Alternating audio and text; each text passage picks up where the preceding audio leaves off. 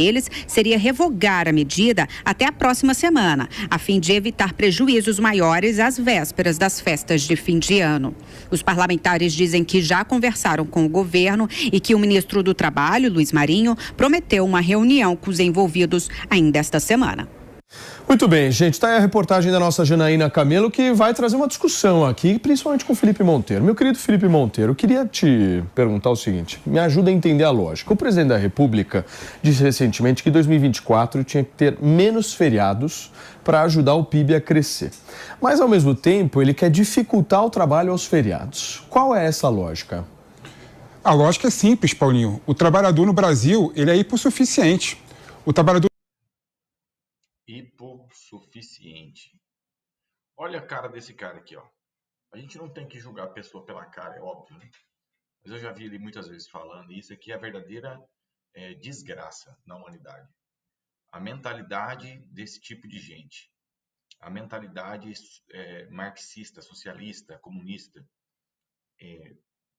É impressionante.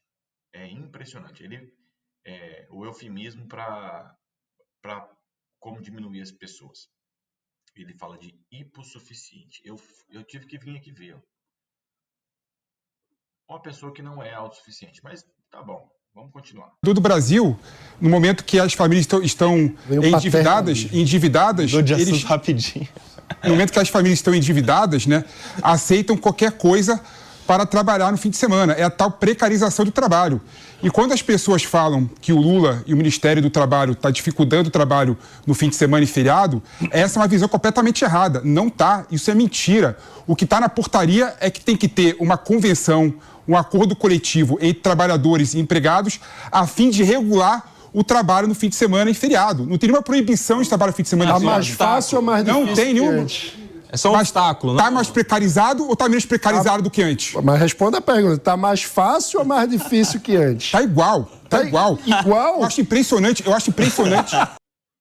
Entenda que a mente dessas pessoas, diante de fatos, diante da realidade, do que é, daquilo que está ali, é real, ela consegue racionalizar e pensar em alguma maneira de poder manipular aquilo que é a realidade.